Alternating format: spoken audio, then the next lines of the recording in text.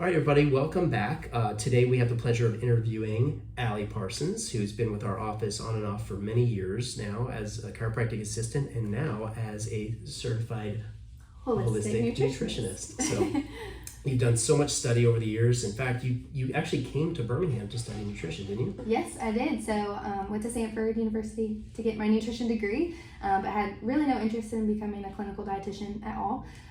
Was really blessed to come work here right out of college and be immersed in the holistic world, which I already had a really big interest in. Yes. And during that time, you really encouraged me to pursue that certification.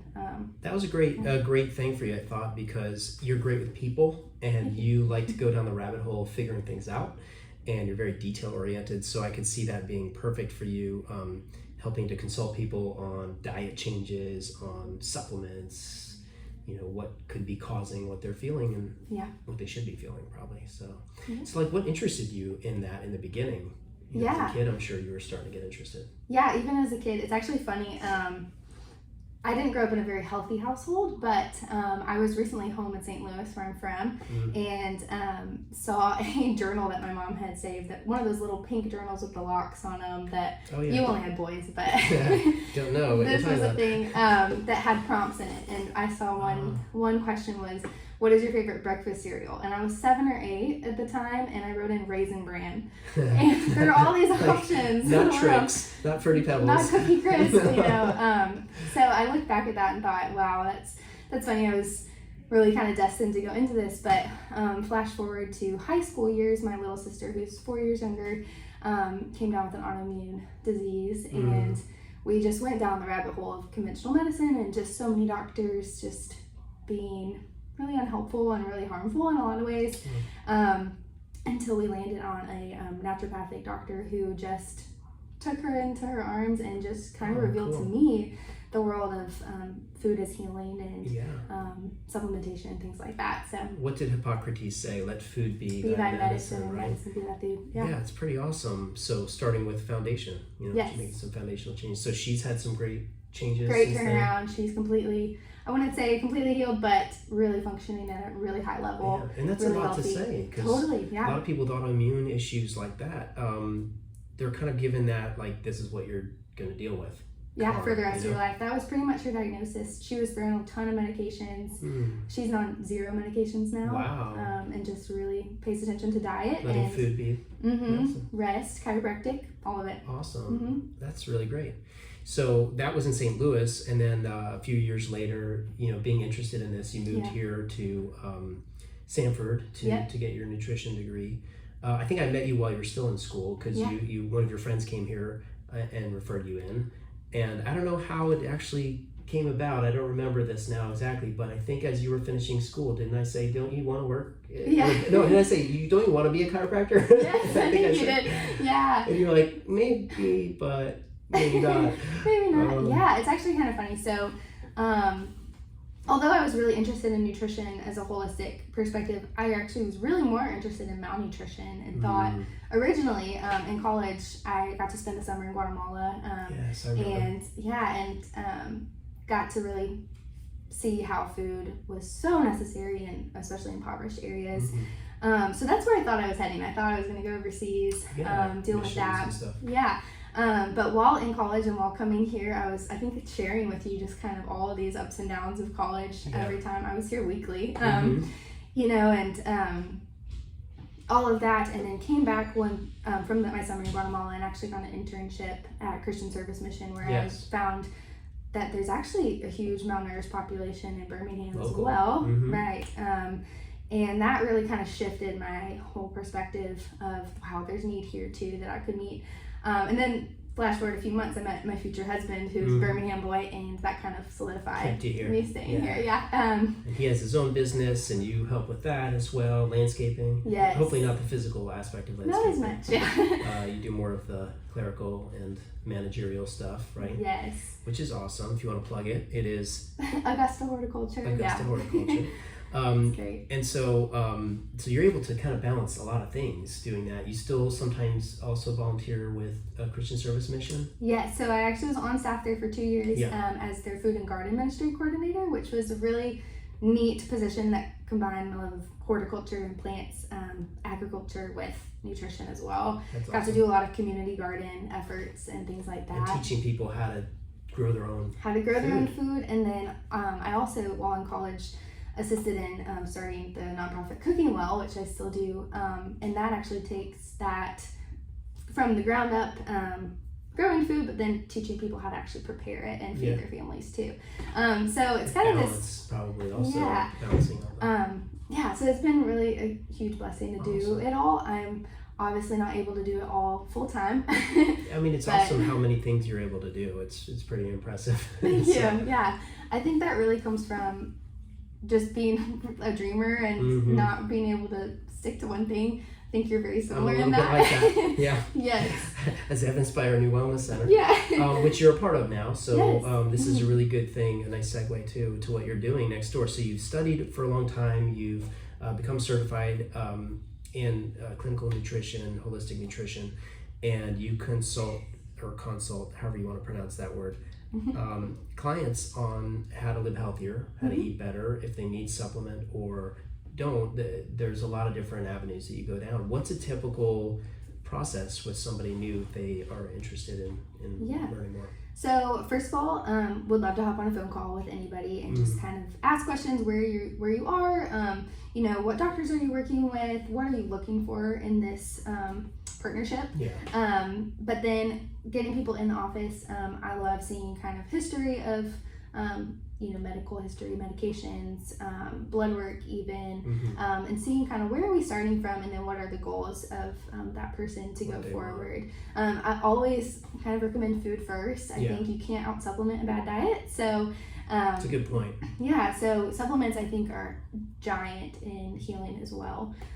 But if we don't have that foundation of food, we're never going to reach full potential. It's like a leaky bucket or a leak in your boat, trying to bail it out instead of fixing the leak. Yeah, exactly. Bailing water.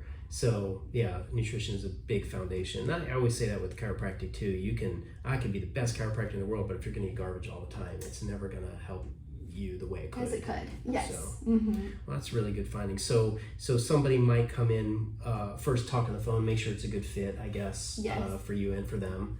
And then you would meet in person probably. They probably fill out a big survey of questions. We have this program that helps the system survey.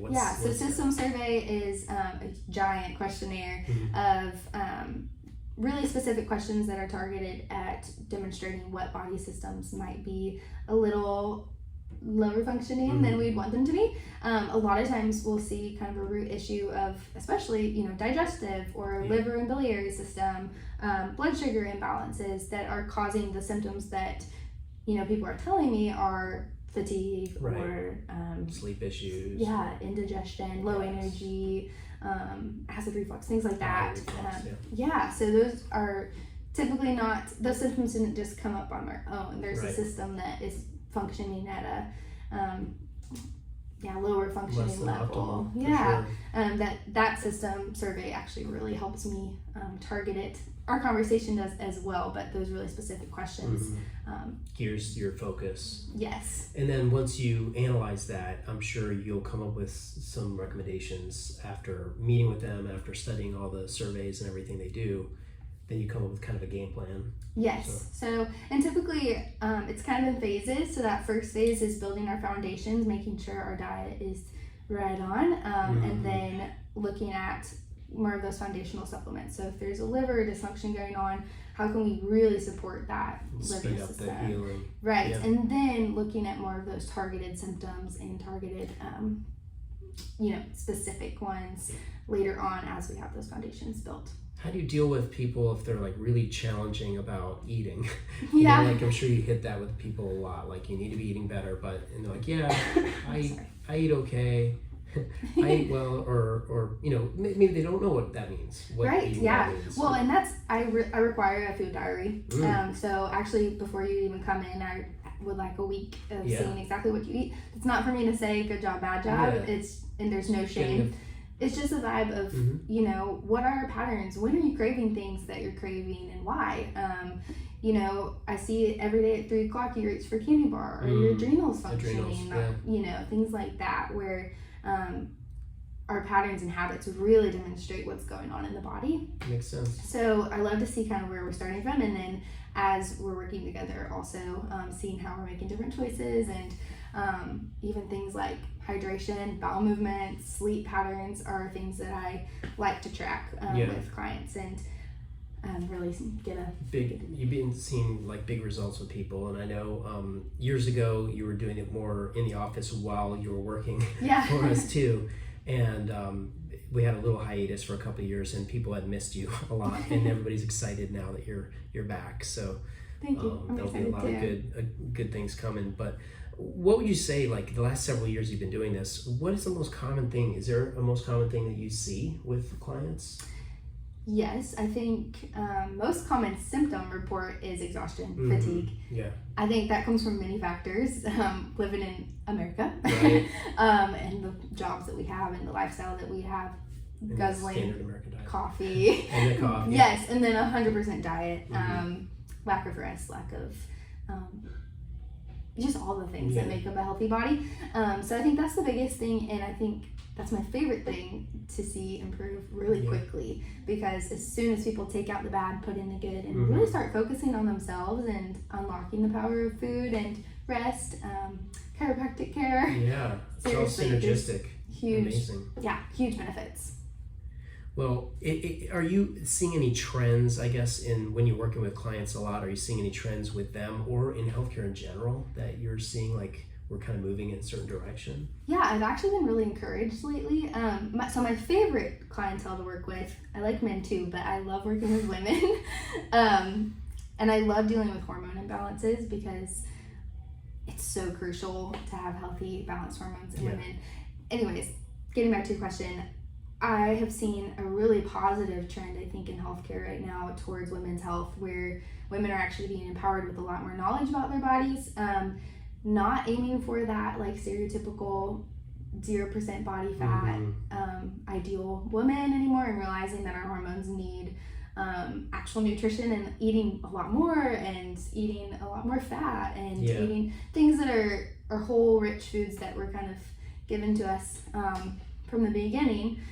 But we were coached away from in the 80s and 90s because fat was considered a bad thing, and now we understand it's necessary for the brain and for every system. Right, and so I love working with women, and I'm seeing a trend of moving away from, doctors that hand out a pill that says this will balance your hormones, and really understanding what's happening in their bodies and supporting it.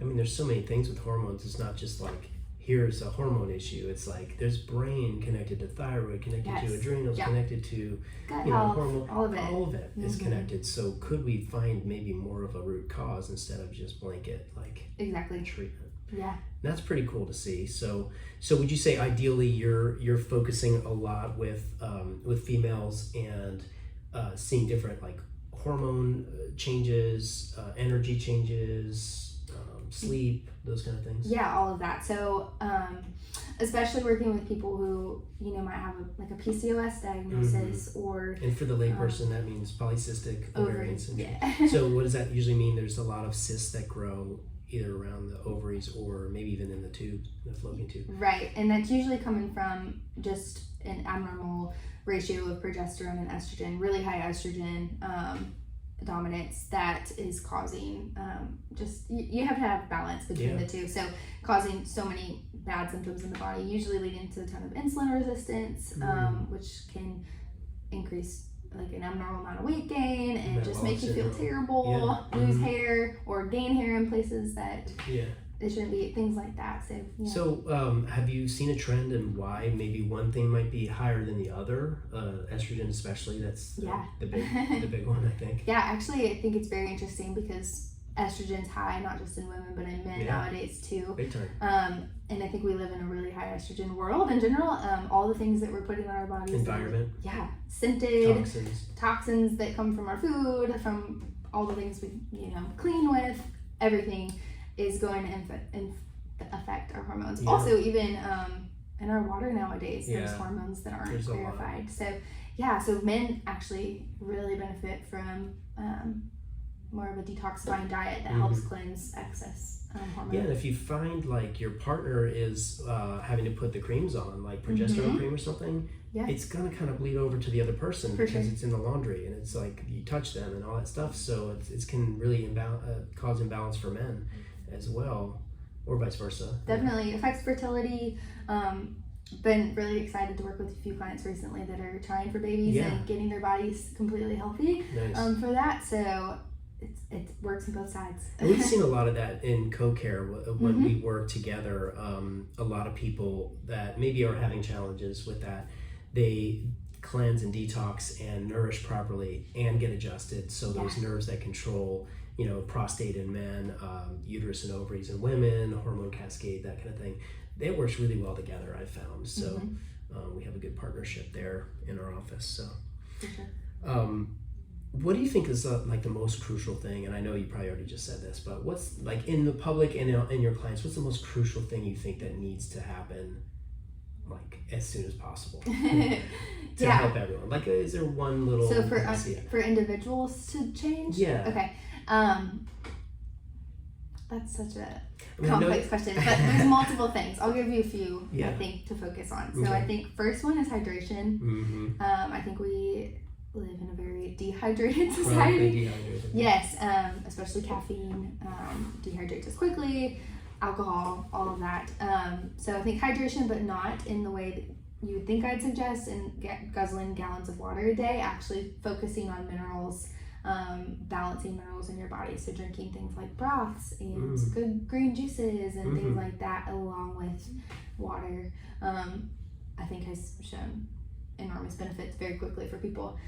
So that one, and then also I would say the number one thing that I start out with clients is pairing of your macronutrients to balance blood sugar throughout the day. So always pairing a carbohydrate with a protein, fat, or fiber to balance that blood sugar, because especially for breakfast, people tend to just reach for one carb and then are exhausted by 10 o'clock, grab coffee, which decreases blood sugar as well. Or a sugary snack or a of sugary some snack. sort. Yeah.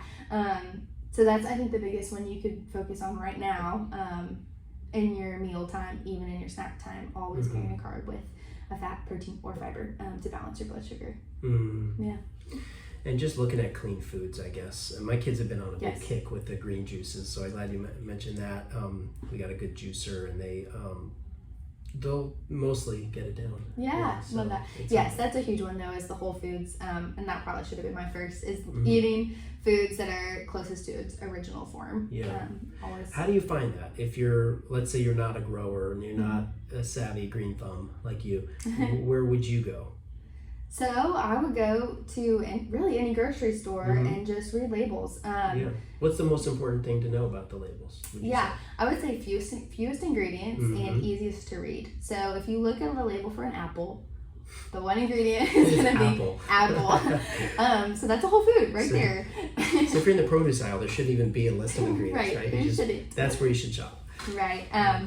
But even packaged foods, looking at are there big chemical words that you don't understand? Or is it a giant list? I mean, I looked at recently a tub of sour cream that I think it was like a lower fat sour cream. So they add in all these things for taste. So the list was, a paragraph long.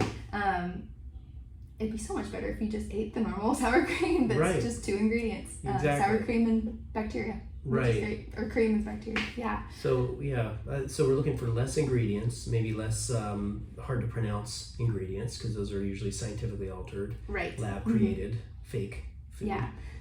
And then also looking at source of your food. So there's a difference between organic and natural. Right. Looking for those organic products. Natural can kind of be a marketing scheme. Looking at grass-fed versus natural beef, or free range versus caged free, things like that are can be really confusing to the public, but those are things that I love to talk about with people and kind of clarify that it actually can be easy, and it's just important. Gotta know what to look for and how to read those labels and understand the terms, because like you said, there's a big marketing force that can use the word natural or nature, Right. or was it cage free versus free range? Cage free might mean they have like a foot. Right. They're still in a building. They never go outside, but they don't have a cage. Yeah. But free range means they're out on a pasture or pasture raised. Yeah. That's actually the best. Yes, that's actually the best now. Yeah. Yeah. Or just get to know a farmer. Like we have several around here that they raise cattle, they raise chickens for eggs, different chickens to eat. A lot of great places around here, and then also farmers that also grow vegetables and do the farmers markets. Yes, for sure. The Leeds Farmers Market is something I go to every week and get pretty much the bulk of our groceries nowadays. Yeah. But also Piggly Wiggly's, even in downtown Birmingham, have local farmer produce and meat. They do carry a lot of like local foods as well. Support local. Pepper Place Farmers Market each week is incredible. So it takes a little bit more work. You can't, just go to a fast food place every day and decide that you're going to eat Whole Foods there. It does take some thought. And planning. And planning, yeah. And a lot of times, if you work at a place that has a cafeteria or that only has like food courts nearby and it's not the best items, you may have to plan ahead. Like what we often do is a Sunday prep day, or Saturday prep day for the week, and you cut your vegetables, wash everything, get it ready. So it's not such a hassle, or you don't have to in the last second say, oh, I don't have time for all this healthy stuff. Right. If you can plan it, then you're going to achieve better. Right. And that I think is a really daunting task, and that's really where I come in as a partner to the clients and break it down and make it really simple. Solutions. Right. I have a supermarket guide that I've created with my favorite products that I hand over to every client. And just also walking through kind of how to build a meal, what restaurants are close to you, which ones do you frequent regularly, what can we even choose differently. Yeah. Things like that make it a lot easier instead of you thinking you have to, every single day cook every single meal, spend hours in the grocery store, hours planning. That's actually not the case. It can just be regular patterns of life. I also really think it's important to focus on that 80-20 rule of 80% of the time focusing on health and 20% not worrying about it. Because I do think you can get burned out on this lifestyle if you make it about rules and restrictions. Too restrictive. Right. That's true. Then you end up kind of going the opposite way and saying, never mind. Right. Right. Where it really can just be part of your natural rhythm of life. And and I really just love encouraging people to love food too, so it doesn't have to be. I don't have a problem with loving food. It just depends what, I suppose. But honestly, I found I really love healthier food. The longer and further I get away from like sugary stuff and unhealthy stuff and like the the 80s breakfast cereals. I think that's all we ate for a while. Sometimes that was every meal. I hope my mom's not listening.